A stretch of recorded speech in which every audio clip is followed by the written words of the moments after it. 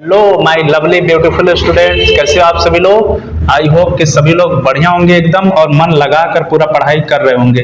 तो प्यारे बच्चों, आज के वीडियो में हम लोग क्या नया सीखेंगे। आज हम लोग सीखेंगे बहुत ही इंपॉर्टेंट टॉपिक इस चैप्टर का और उसका नाम है डीएनए की संरचना। और उसके साथ क्या सीखेंगे, चारगाफ का नियम कैसे डीएनए पर फॉलो होता है, या तो फिर क्या चारगाफ का नियम है उसको हम लोग अच्छे से पढ़ेंगे और सीखेंगे। ठीक है, एनसीईआरटी बुक में भी इसका उल्लेख है। डीएनए की संरचना आप देख सकते हैं, यहाँ पर डीएनए जो है बना भी है। तो मैं ये बताऊंगा कि कैसे बना है, और इसमें जो ये ABCD ये सभी चीजें आपको दिख रहा है, जैसे C हो गया, G हो गया, GCTA, इनका क्या मतलब होता है, और ये डबल ट्रिपल बंद कब बनते हैं, और इनकी संरचना डबल ही क्यों होती है। फिर इसके बाद और क्या बताएंगे कि ये 5 प्राइम क्या होता है। आपको पता है इसके लास्ट में जाने के बाद यही जो देखिए ऊपर से ये जो शुरू हुआ है 5 लिख के, ये नीचे जाने के बाद 3 पर खत्म होगा। ठीक, और नीचे से जो ऊपर से जो 3 लिखा है वो इधर आने के बाद नीचे आने के बाद 5 हो जाता है। तो क्या इसका मतलब है, इसको हम एकदम आज जैसे दिखा दूंगा ना, तो आपके दिल में बिल्कुल भी कोई संकोच बचेगा ही नहीं। तो प्यारे बच्चों, इससे पहले एक जानकारी दे देना चाहता हूं कि इस चैप्टर यानी बायोमॉलिक्यूल्स जो है ये 11th के बायोलॉजी और 12th के केमिस्ट्री दोनों में है, और इसीलिए ये आपके लिए बहुत ज्यादा इंपॉर्टेंट है। नीट की तैयारी कर रहे हो तो इससे क्वेश्चन आने ही है, केमिस्ट्री में भी आएंगे और बायोलॉजी में भी आएंगे। ठीक है, और इसके इस चैप्टर के और भी टॉपिक का जो वीडियो है ना मैं बना चुका हूं, तो मेरे इसी चैनल पर है, वहां पे जाकर देख लो, फिर इसके बाद इसको देखो। लेकिन इसको देखने से पहले एक बार न्यूक्लिक अम्ल वीडियो है एक, ठीक है, कि न्यूक्लिक एसिड क्या होते हैं, तो उसको जरूर से देख लेना, क्योंकि उसमें जो है मैंने कुछ संरचनाएं बताई है। संरचनाएं का मतलब देखो, यहाँ पर जैसे मैंने यहाँ पर आपको बताया है कि जैसे जो आज मैं यूज करूंगा वो मैं उस चैप्टर में भी बता चुका हूं। जैसे यहाँ पर हम लोग शुगर का देखेंगे, ठीक है, कि कैसे शुगर होता है। फिर इसके बाद हम लोग देखेंगे कि ये मेन तो ये है कि एडेनिन, गुआनिन, साइटोसिन, इसके बाद adenine, guanine, cytosine, thymine, uracil नहीं पढ़ेंगे। क्यों? क्योंकि ये आरएनए में होता है, डीएनए में क्या होता है, थाइमिन होता है। ये सब मैं बता चुका हूँ पिछले लेक्चर में। ठीक है, फिर इसके बाद हम लोग फास्फोरिक एसिड का सूत्र देखेंगे। तो ये सभी चीजें आज भी पढ़ेंगे, ऐसा नहीं है, लेकिन अगर वो देखे रहोगे ना तो एक सीक्वेंस में सभी सिस्टम बना हुआ रहेगा। तो चलिए आइए हम लोग शुरू करते हैं कि डीएनए की संरचना क्या होती है और चारगाफ का नियम क्या कहता है। तो उससे पहले मैं थोड़ी सी बेसिक बता दूं आपको कि डीएनए के बारे में। तो डीएनए जानते हैं किससे मिलकर बना होता है, ये एक पॉलीन्यूक्लियोटाइड की चेन होती है। अभी आपको ये बात नहीं समझ में आएगी कि पॉलीन्यूक्लियोटाइड क्या होता है, ठीक है। तो लेकिन इस लेक्चर के लास्ट में जाने के बाद आप खुद कहोगे कि डीएनए जो है एक पॉलीन्यूक्लियोटाइड की चेन होती है, ठीक है। फिर इसके बाद हम लोग देखेंगे कि डीएनए का जो है सबसे पहले देखा कौन था, तो देखे थे कौन, फ्रैंकलिन और विल्किंस, ठीक है। कौन, विल्किंस और फ्रैंकलिन, ये दो वैज्ञानिक थे। ये एक्सरेज, ठीक है, किस पे देखे थे, एक्सरेज जो है डिफ्रैक्शन एक्सपेरिमेंट कर रहे थे, तो उनको डीएनए के फ्रेगमेंट दिखाई दिए। और आपको पता ही है जो है वाटसन और क्रिक जो है 1953 में डीएनए की डबल हेलिक्स का मॉडल दिया, ठीक है। तो ये सभी बेसिक सी कुछ बातें हैं जो कि यहाँ पर लिखी हुई हैं, ठीक है। इसको आप चाहे तो देख सकते हैं, आप इसको पढ़ सकते हैं, ठीक है। तो ऊपर लिखा हुआ है, देखिए यहाँ पर दिखा देते हैं, ठीक है। एक सेकंड थोड़ा सा, हाँ ठीक है। देखिए यहाँ पर लिखा है जेम्स डेविड वाटसन के बारे में कि इन्हें जो है डीएनए अणु द्विकुंडलित आकृति ग्रहण करता है, मतलब डबल हेलिकल वगैरह होता है, और इसमें जो है रेलिंग की तरह होता है। ये सभी मैं आपको अभी बताऊंगा भी, ठीक है ना। तो ये जरूर से याद रखना। और उसमें देखो इसमें आपको मिलेगा, देखो यहाँ पर डीएनए में 4 क्षारक एडेनिन, गुआनिन, साइटोसिन, थाइमिन ये सभी होते हैं। तो ये सब क्लियर हो जाएगा अभी के अभी, ठीक है, इसी लेक्चर में। तो हम लोग आइए अब शुरू करते हैं, आपको लेकर चलते हैं अपने ग्रीन बोर्ड पर। ये सभी जितनी चीजें आपको ये लिखी हुई दिख रही है ना, ये सभी एक बार मैं समझा दूंगा, तो आपको बिल्कुल भी पढ़ने की जरूरत नहीं पड़ेगी, ना तो रटने की जरूरत पड़ेगी, एकदम क्लियर हो जाएगा, ठीक है। फिर इसके बाद थोड़ा सा हम लोग पढ़ लेते हैं डॉक्टर हरगोविंद खुराना जी से, क्योंकि यहाँ से क्वेश्चन आएगा, एक क्वेश्चन पक्का आता है, 100% आता है, ठीक। तो इनका जन्म देख लीजिए कब हुआ है। जन्म अगर एनसीईआरटी में देखो सन कौन कौन से जरूरी होते हैं, जो एनसीईआरटी में सन दिया है ना, जैसे अब दिया है डॉक्टर हरगोविंद खुराना जी का जन्म जो है कब हुआ है, 1922 में। तो ये पूछ सकता है तुमसे, ठीक है, किसी ना किसी एग्जाम में जरूर पूछ सकता है। फिर इसके बाद इन्होंने पंजाब विश्वविद्यालय वगैरह किया, अपना डिग्री लिया। अब हम लोग आते हैं मेन टॉपिक पे, क्योंकि हमारे लिए उतना समय नहीं है। आपके पास बुक है, आप पढ़ लीजिएगा। फिर इंग्लैंड चले गए, वहाँ प्रोफेसर इनके साथ जो है कार्य किए। लेकिन इंपॉर्टेंट क्या आएगा, देखो यहाँ से कैम्ब्रिज इंग्लैंड में काम करते हुए इनको इनकी रुचि प्रोटीन और न्यूक्लिक एसिड में हुई। मतलब डीएनए वगैरह में, डीएनए आरएनए में इनका इंटरेस्ट जगा और प्रोटीन के स्ट्रक्चर में। तो 1968 में, ठीक है, ये याद रखना जरूर से, मोस्ट इंपॉर्टेंट है बेटा, पूछा जाएगा। बाद में मत कहना विजय सर बताए नहीं। 1968 में डॉक्टर खुराना को नोबेल पुरस्कार मिला था, ठीक है ना, यहाँ पर देख ले कौन सा सन है, 1968 में। तो किस लिए मिला था भाई, अनुवांशिक कोड जो होता है, जो जीन्स कह सकते हो उनके लिए। तो ये नीरेनबर्ग और रॉबर्ट होली के साथ मतलब इनको भी मिला था, ठीक है। तो ये याद रखना सन कि इनको कब मिला था। बात समझ में आया। अब आ जाते हैं हम लोग डीएनए की संरचना पे, ठीक है। तो डीएनए की संरचना आप बताओ, यहाँ कहाँ मैं लिख के बताऊंगा, ठीक है, यहाँ कहाँ बता सकता हूँ, इतने में नहीं लिखा पाएगा बेटा, इतना समझ में नहीं आएगा ना। तो यहाँ पे समझाऊंगा तो समझ में आएगा। जब मैं समझाऊंगा कोई चीज तो डिटेल में ही समझाऊंगा, समझ लेना, ठीक। तो अब चलिए आपको लेकर चलते हैं एकदम ग्रीन बोर्ड पे, जहाँ पे आप अच्छे से देखेंगे उसको और अच्छे से सीखेंगे कि क्या होता है, ठीक है। उसके बाद मैं आपको ये वाले स्ट्रक्चर भी दिखाऊंगा, ठीक है। ये वाले स्ट्रक्चर इसको याद रखना जरूर से, ठीक है। क्यों, क्योंकि एक सेकंड, कहाँ चले गए भाई तुम, कहाँ चले गए, हाँ ये वाली स्ट्रक्चर, ठीक है। इसको जरूर से मैं दिखाऊंगा, तब एकदम क्लियर हो जाएगा कि क्या चीज होता है डीएनए वगैरह सभी, ठीक है। तो अभी तो हम इसके ग्रीन बोर्ड पर लेकर चलते हैं, क्योंकि हमको अभी सीखना है डीएनए के बारे में। तो बात समझ में आई।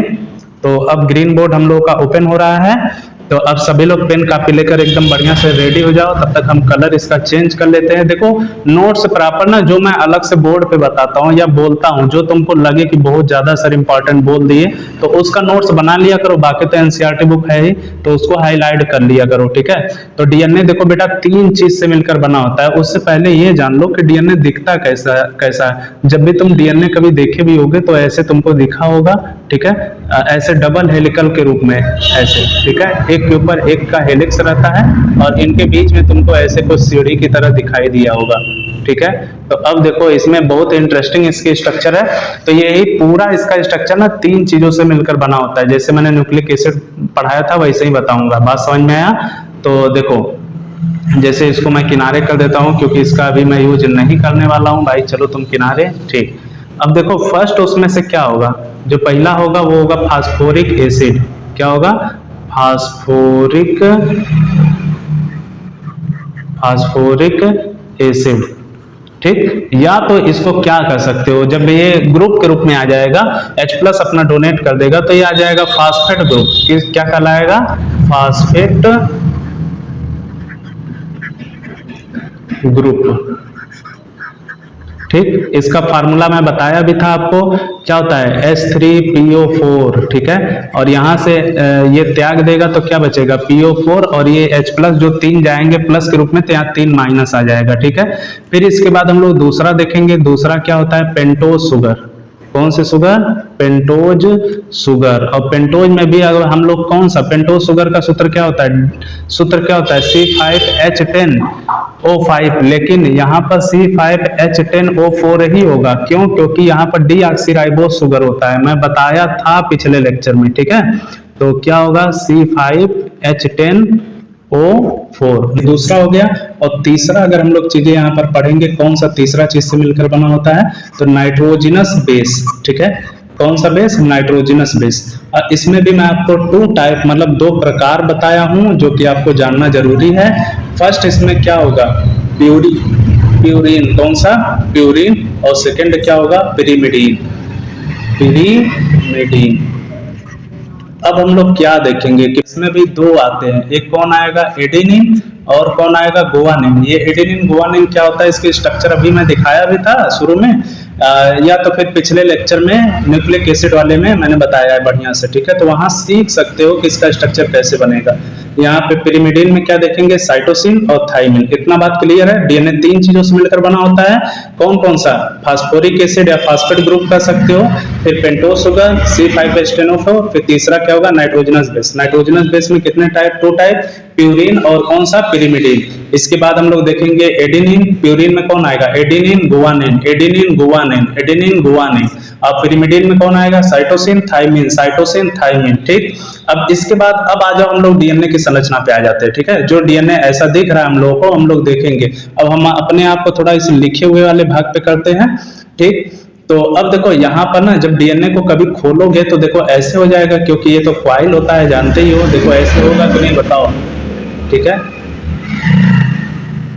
ऐसे जैसे सीढ़ी देखे ही हो सभी लोग, है ना, एकदम बिल्कुल सीढ़ी की तरह ही होता है ये डीएनए।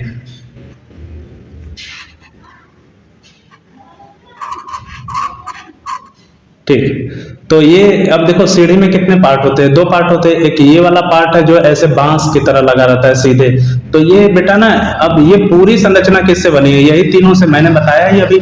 तो इनमें से देखो फास्फेट ग्रुप और पेंटोज शुगर ये दोनों मिलकर क्या बनाते हैं, ये सीढ़ी वाला भाग बना लेंगे। ठीक है, ये केवल सीढ़ी वाला भाग। और ऐसे जैसे जैसे इसमें चढ़ने वाला लगा हुआ रहता है, ये वाला अकेला किसका रहता है नाइट्रोजनस बेस का। किसका रहेगा बच्चों नाइट्रोजनस बेस का। देखो इसको हम लेकर आते हैं यहाँ पर।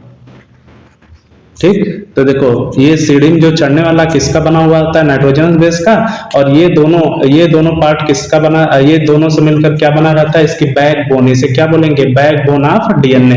ठीक, तो अब देखो अब कह सकते हो कि ऐसे सर क्यों होता है, तो हम बता रहे हैं। देखो तो यहाँ पर एक चीज होता है, देखो एडेनिन जो होता है ना, मतलब एक प्यूरिन एक हमेशा पिरिमिडिन के साथ जुड़ता है। तो एक प्यूरिन का मतलब जो ए होता है वो किससे जुड़ता है टी के साथ। किससे जुड़ेगा बच्चों टी के साथ, डबल बॉन्ड के साथ। ठीक है, क्यों जुड़ता है वो भी हम अभी आपको दिखाएंगे। फिर इसके बाद दूसरा एक चीज याद रखना कि अब बताओ ये ए टी के साथ जुड़ गया तो ये जी किसके साथ जुड़ेगा, भाई यही ना बच रहा है सी। मतलब ये गुआनिन जो है ये किसके साथ जुड़ेगा साइटोसिन के साथ। कितने बंद के साथ ट्रिपल बंद के साथ। ठीक है, यहाँ पर ट्रिपल बॉन्ड बनेगा। ठीक है, इतना बातें क्लियर है। बस अब डीएनए की संरचना खत्म, कुछ करना ही नहीं है। देखो यहाँ से एकदम इजी है कि अगर मान लो कि ये डीएनए का ये क्या है बैकबोन है, तो अब ये वाला पार्ट जान ही रहो किससे बना है फास्फेट ग्रुप और पेंटोज शुगर से। मतलब किससे मिलकर बना है, देखो यहाँ पर ध्यान से किससे मिलकर बना है पी से और यस से, फिर पी से और किससे यस से, फिर पी से। मतलब ये कौन सा भाग बन गया, इसका डंडा बन गया। इधर भी ऐसे बना दो भाई। देखो यहाँ पर क्या हो जाएगा पी हो जाएगा, फिर इससे जुड़ा हुआ यस हो जाएगा, फिर पी हो जाएगा, फिर इससे जुड़ा हुआ यस हो जाएगा, फिर पी हो जाएगा, फिर इससे जुड़ा हुआ यस हो जाएगा। तो ऐसे ये वाला पार्ट तो बन गया। देखो ये वाला हमने यहाँ पर बना दिया और इस वाले को यहाँ पर ये मोटा सा भाग बना हुआ है ये वाला। ठीक है, अब इसमें हमको लगाना है ये चीज नाइट्रोजनस बेस। तो कैसे लगेगा मैंने बताया ही है कि जुड़ता है एटी के साथ जीसी के साथ। तो देखो यहाँ शुगर जो है ये मान लो जुड़ गया ए के साथ। किसके साथ ए के साथ। अब बता दो बेटा ए किसके साथ जुड़ा रहेगा, तो यहाँ पर बोलोगे कि सर जी ए तो टी के साथ जुड़ा है। तो बहुत सही बात। तो ए को डबल बॉन्ड से किससे जोड़ेंगे टी से, और टी इधर से किधर जुड़ जाएगा फिर इस शुगर के साथ जुड़ जाएगा। समझ में आया। तो उसी तरीके से देखो अब ये वाला शुगर मान लो कि ये जुड़ा है सी के साथ। किससे जुड़ा है सी के साथ। तो सी किससे जुड़ा रहेगा बताओ, सी तो अकेले रहेगा नहीं, किससे जुड़ेगा जी के साथ। तो ट्रिपल बॉन्ड किससे जुड़ेगा जी के साथ, और ये जी किससे जुड़ा रहेगा एस के साथ। ठीक है, इसी तरीके से देखो अगर ये भी मानते हो पी है, ये क्या है ये यस, फिर किससे जुड़ेगा पी से। अभी मैं नए स्लाइड पे बताता हूँ। ठीक है, इसको सेव करके। ठीक है, तो इसको मैंने सेव कर लिया भाई। अब इसको हम करते हैं डिलीट। अब फिर से बताते हैं। ठीक है, फिर से बताते हैं तुम लोगों को। तो फिर से क्या बताएंगे बोलो, फिर से हम बताएंगे आप लोगों को कि जो P होगा, जैसे हमने बताया कि डीएनए का जो हेलिक्स होता है वो ऐसे होता है बिल्कुल सीढ़ी की तरह। ठीक है, तो सीढ़ी हमने बना दिया। देखो बेटा यहाँ पर। ठीक है, तो ये दोनों पार्ट किससे बने होते हैं फास्फोरिक एसिड और पेंटोज शुगर से। ठीक, तो यानी कि किससे बनेंगे P से S से, फिर P से S। मतलब इनमें और कुछ नहीं आएगा, फास्फेट ग्रुप और पेंटोज शुगर यही रहेगा। ठीक है, इतना बात समझ में आ रही है। देखो यहाँ पर P हो गया, फिर यहाँ पर S हो गया, फिर यहाँ पर P हो गया, फिर यहाँ पर S हो गया, फिर इससे जुड़ा हुआ P होगा, फिर इससे जुड़ा हुआ S होगा। क्या होगा बच्चों S होगा, फिर इससे जुड़ा हुआ P होगा, फिर इससे जुड़ा हुआ S होगा। ठीक, अब इसके बाद हमने बताया बीच में किसका लगता है, वही नाइट्रोजनस बेस। नाइट्रोजनस बेस का मतलब क्या, वही जो है प्यूरिन pyrimidine वाला, उसमें ही बता दिया AT के साथ जुड़ता है। मान लो कि यहाँ पर G था तो G किससे जुड़ेगा, ट्रिपल बॉन्ड C के साथ, C किससे जुड़ेगा, S के साथ। अब S आ जाओ, S किसके साथ जुड़ेगा, मान लो T के साथ, तो T डबल बॉन्ड A के साथ जुड़ता है और ये किससे जुड़ेगा, S के साथ। फिर ये S मान लो C के साथ जुड़ा है तो ट्रिपल बॉन्ड क्या हो जाएगा, G हो जाएगा और यहाँ पर ये इसके साथ जुड़ जाएगा। इसी तरीके से मान लो ये A के साथ जुड़ा है तो ये डबल बॉन्ड T बनाएगा ये इसके साथ। तो समझ में आया, ये DNA बस ये एक कॉइल हो जाता है। अब इनको हम लोग क्या देखेंगे, इनकी संरचना जो है PO4 जो है इनकी संरचना, शुगर जो होता है इनकी संरचना, G और C इन सबकी अगर हम लोग संरचना में देखेंगे तो हम लोग को काफी चीजें और क्लियर होंगी। तो चलिए आप लोगों को लेकर चलते हैं उसके डायग्राम पे, ठीक है। तो इसका भाई डायग्राम कहाँ पे चला गया, कहाँ गए तुम, हाँ देखिए यहाँ पर, ठीक है। यहाँ पर इसको हम करते हैं जूम और इसको देखिए बढ़िया से आप लोग, थोड़ा हम अपने आप को करते हैं इधर साइड में। अब यहाँ से समझो ध्यान से, देखो ये वाला स्ट्रक्चर तुम लोग समझ में आया कि नहीं। देखो ये बैकबोन है, यानी इसमें क्या है, इसका P है, S है, P है, S है, यही चीजें है ना। फिर इसके बाद आ जाओ, फिर अब देखो ये वाला जो संरचना है देख लोगे ना तो ये तुमको 5 प्राइम और 3 प्राइम समझ में आ जाएगा। देखो इसमें जो ये गोल्डन कलर का तुमको दिख रहा है ये वाला पार्ट, ठीक है, कहाँ चला गया पेन, ये वाला पार्ट देखो PO3 है लेकिन एक वो ऊपर होता है। देखो जैसे इस वाले में PO4 दिख रहा है और यहाँ पर P से कौन जुड़ेगा, यस। तो ये देखो यस है, पेंटोज शुगर का स्ट्रक्चर बेटा एकदम बढ़िया से दिखाया हूँ। तो ये शुगर में देखो ये पहला कार्बन है, ये दूसरा कार्बन है, ये तीसरा, देखो 3 बना है कि नहीं, फिर ये चौथा कार्बन है ये छोटा सा, और यहाँ पर देखो ये जिससे जुड़ा है ये 5वां कार्बन है, CH2 दिख रहा है। ये CH2 किससे जुड़ा है, O से। मतलब ये बेटा बताओ ये शुगर ऊपर की तरफ किस कार्बन से अपने जुड़ा है, पहले से कि दूसरे से कि तीसरे से कि चौथे से कि 5वें से। तो कहोगे ना कि सर 5वें से जुड़ा है ऊपर की तरफ, तो ऊपर कौन सा डैश होगा, 5 डैश। और नीचे की तरफ बताओ बेटा किससे जुड़ा है, नीचे जो ये S वाला P से जुड़ा है वो कौन सा, पहला दूसरा तीसरे कार्बन से देखो जुड़ा है, समझ में आया। फिर इसी तरीके से इसको भी देख सकते हो। फिर ये फास्फेट ग्रुप है, ये देखो नीचे की तरफ किससे जुड़ेगा। अब देखो यहाँ पर P था, ये P था, फिर ये S था, फिर ये P था, फिर ये S होगा, फिर ये P होगा।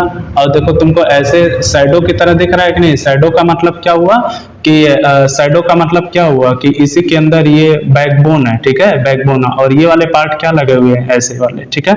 तो यहाँ पर देखो, तो ये चीजें क्लियर हो गई कि क्यों 5 डैश ऊपर है और नीचे जाने के बाद 3 डैश होगा, क्योंकि ये जो शुगर है ये तीसरे कार्बन से नीचे जुड़ा है और 5वें कार्बन से ऊपर जुड़ा है। इसी तरीके से इसका अगर अपोजिट देखोगे, अगर देखो DNA में एक हेलिक्स, अगर मान लो ये वाली हेलिक्स 5 डैश है तो ये वाली कौन सी होगी, 3 डैश होगी, क्योंकि ये दोनों एक दूसरे के उल्टे लगी रहती है।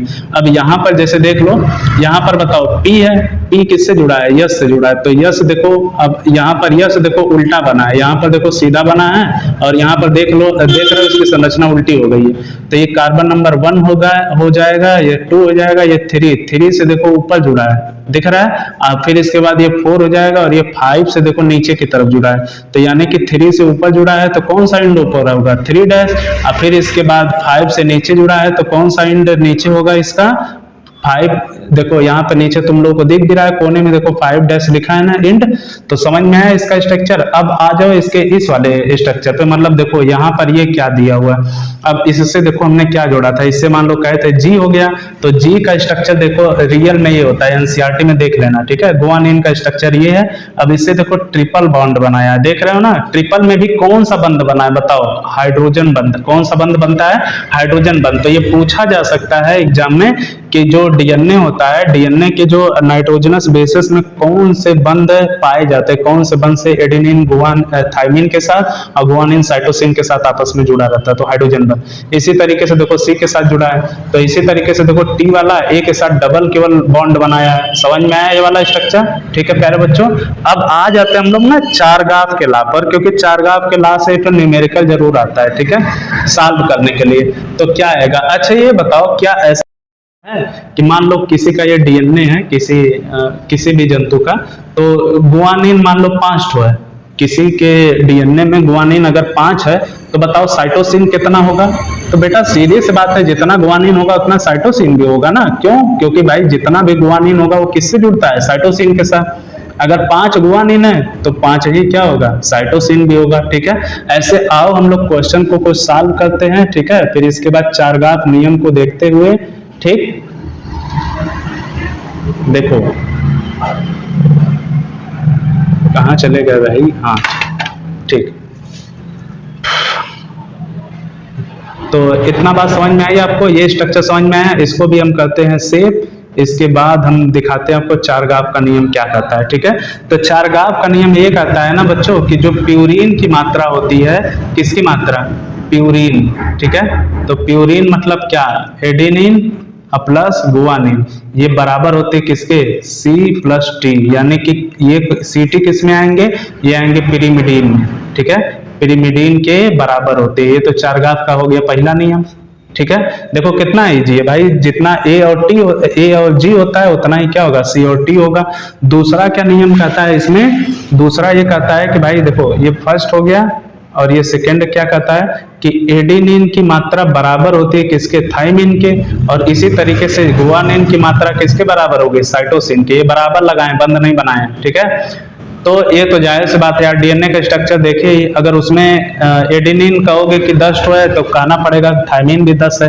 इसके बाद तीसरा हम लोग देखेंगे इसका नियम, तीसरा क्या है कि प्यारे बच्चों एक बहुत प्यारा सा नियम है कि जरूरी नहीं है कि सभी जंतुओं के डीएनए में जो है कि जैसे मान लो 1000 AGCT पाए जा रहे हैं, मान लो कि कुत्ते में, ठीक है, किसी कोशिका में उसके, तब ये जरूरी नहीं कि हर एक कुत्ते में 1000 पाए जाए, मतलब इसकी संख्या बदल सकती है। ठीक है, तो क्या कहा जा सकता है कि सभी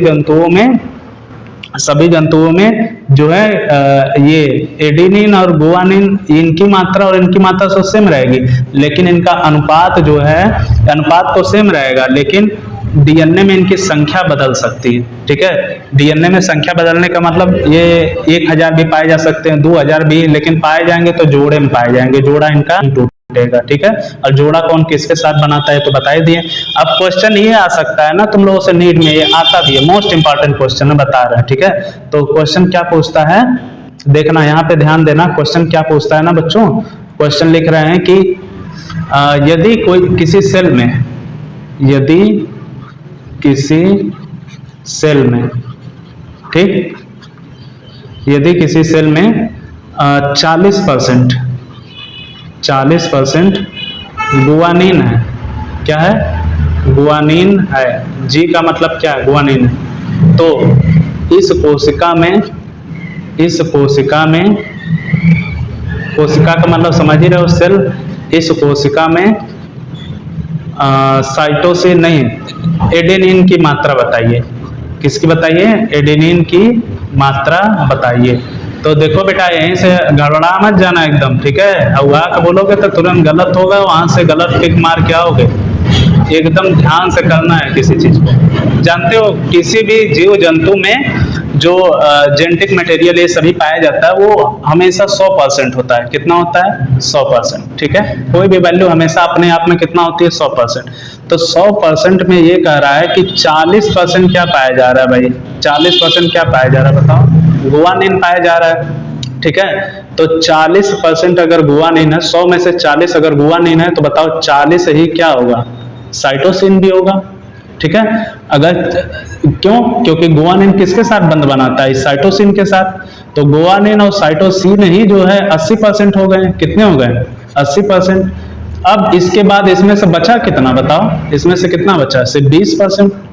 अब इस 20% में कौन कौन रहेगा, एडेनिन और थाइमिन, तो किस अनुपात में रहेंगे, दोनों बराबर होते हैं बताइए। तो 10% ये होगा, मतलब 10 ये होगा और 10 ये हो जाएगा, बस सिंपल सा, समझ में आया। तो इसका आंसर कितना हो जाएगा, एडेनिन कितना होगा बच्चों, 10 होगा। ठीक है, तो ऐसे सॉल्व करना है इसको। ठीक है, अगर मान लो तुमसे पूछ दिया कि गुआनिन अगर मान लो कि 20% है, कितना है गुआनिन, मान लो साइटोसिन पूछ दिया, ठीक है, साइटोसिन कितना दे दिया, 20%।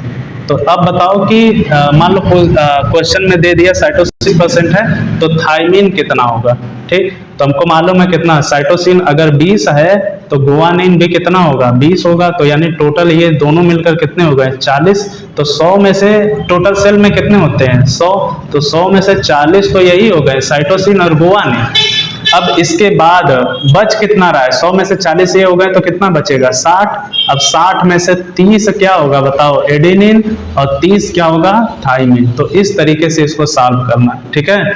देख लेना, अपने से ट्रिक तुक्का मत मार देना, कहीं पे नहीं तो गलत हो जाएगा, ठीक है। चारगाफ का नियम भी पढ़े, डीएनए की संरचना भी पढ़े, देखे भी कि 5' 3' क्या होता है। अच्छा, डीएनए में एक और चीज होता है जो कि एंगस्ट्रॉम वगैरह होता है, ये तो तुम लोग कॉमन सी बात है ही होगी, ठीक है। बुक में भी दिया रहता है, कई बुक में दिया रहता है, यहाँ पे एनसीईआरटी में मेंशन नहीं है, फिर भी बता देते हैं तुम लोगों से। जनरली जो डीएनए पाया जाता है वो बी डीएनए होता है, ठीक है। डीएनए में भी कई टाइप होते हैं, बी डीएनए, जे डीएनए, ठीक है। तो देखो ये जो डीएनए है इसकी मोटाई वगैरह जो है ये भी कभी कभार पूछता तो नहीं है कभी, ये कॉमन है, बोर्ड का अगर एग्जाम दोगे तो इसमें बना दोगे तो अच्छा लगेगा। ये कितना होता है, 20 एंगस्ट्रॉम होता है, और ये एक हेलिक्स, जैसे एक कॉइल किया है ना, यहाँ पे देखो थोड़ा इसको ऊपर लेके चले तब बताते हैं। जैसे देखो, हाँ देखो बेटा, यहां से लेकर यहां तक इसकी एक कॉइलिंग कंप्लीट हुई है, दिख रहा है। देखो थोड़ा सा लिखने में प्रॉब्लम हो रही है यहाँ से। तो ये कितना होता है, 34 एंगस्ट्रॉम होता है। कितना होता है, 34 एंगस्ट्रॉम।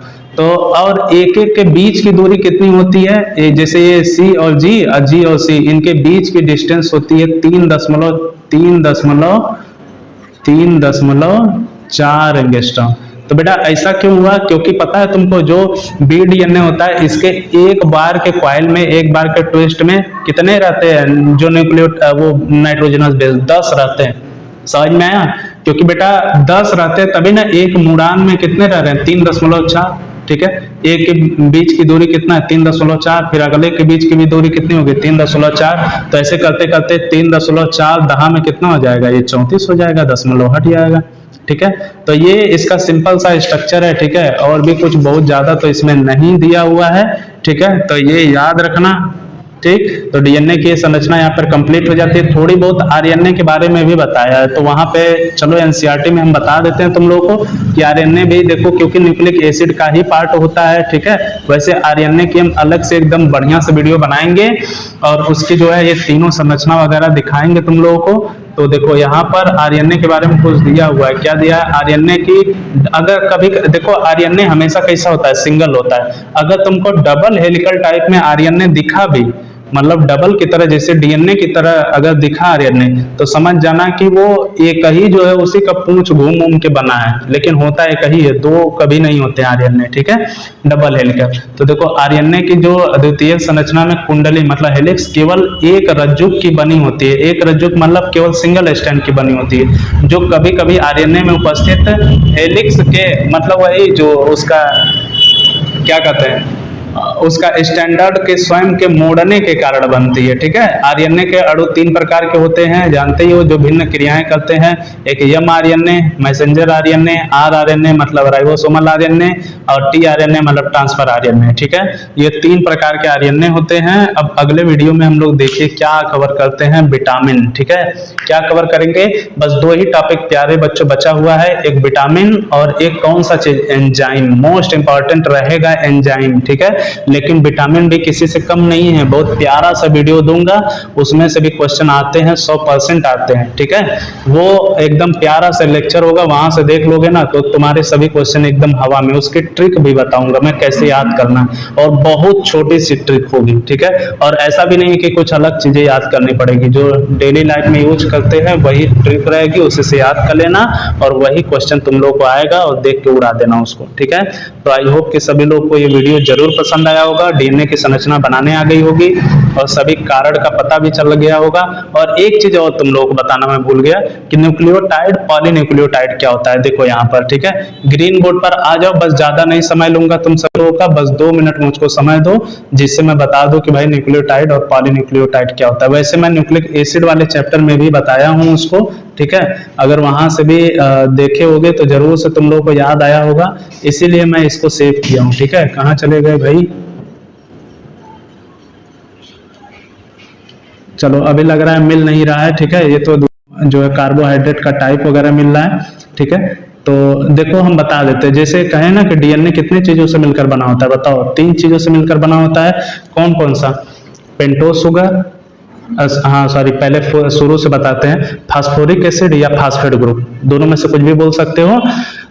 दूसरा पेंटोस शुगर, तीसरा नाइट्रोजनस बेस। इन तीनों को ही मिला के कहते हैं न्यूक्लियोटाइड। ठीक है, अगर शुरू में ही हम कह देते कि न्यूक्लियोटाइड इन्हें कहते हैं तो कंफ्यूज हो जाते हैं। न्यूक्लियोटाइड एक नया शब्द आ जाता, बार बार दिमाग में चुभता। तो डीएनए जो बताएं 3 चीजों से मिलकर बने होते हैं, वही तीनों चीज क्या कहलाते हैं? न्यूक्लियोटाइड।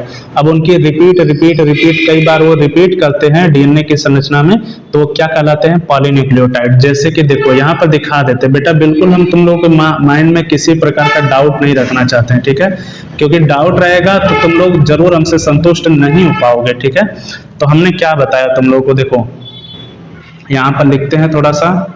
ठीक है, पेन ले लेते हैं भाई, पेन इधर आ जाओ तुम। हाँ, तुम्हारा काम आ चुका है। देखो देखो ये क्या है? पी है, पी मतलब फास्फेट ग्रुप। और ये क्या है? ये यस है, ये पेंटोस शुगर है। और ये देखो एक नाइट्रोजनस बेसिस का टाइप है, मतलब प्यूरिन है। ठीक है, तो देखो ये तीनों मिलाकर क्या हम लोग एक न्यूक्लियोटाइड नहीं कर सकते हैं? क्योंकि यही तीनों तो कहे थे। ठीक है, अब यहाँ पर भी देख सकते हो फास्फेट ग्रुप, शुगर, ये फास्फेट, और ये कौन सा चीज? नाइट्रोजनस बेसिस का पार्ट। तो इसको भी मिलाकर क्या कर सकते हो? एक न्यूक्लियोटाइड कर सकते हो।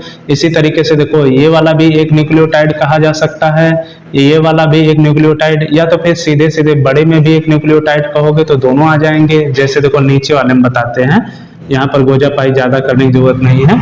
अगर तुमको इस तरीके से आधा नहीं समझ में आ रहा है तो पूरा कवर कर लो। पूरा कवर कैसे करोगे? देखो यहाँ पर भाई, अगर मैंने यहाँ पर मैं गोला बना रहा हूँ तो बताना इसके अंदर क्या क्या आ रहा है। ठीक है, इसके अंदर बताना क्या क्या आ रहा है।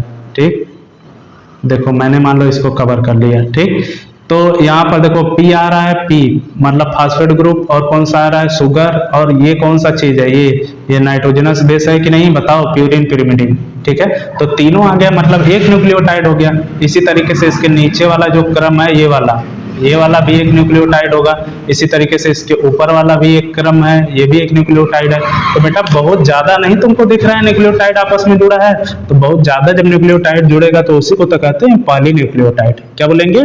पॉलीन्यूक्लियोटाइड। पॉलीन्यूक्लियोटाइड का मतलब क्या हो गया कि न्यूक्लियोटाइड का ग्रुप। जब भी बायोलॉजी या केमिस्ट्री में पॉली शब्द आए तो इसका मतलब क्या समझोगे? कि ढेर सारा जुड़ा हुआ है। समझ में आया? अब बताओ डीएनए क्या होता है? डीएनए पॉलीन्यूक्लियोटाइड की चेन होती है कि नहीं? जो पहली लाइन में बोला था और कहा था कि वहां पे जब वीडियो देख लोगे तब समझ में आ जाएगा।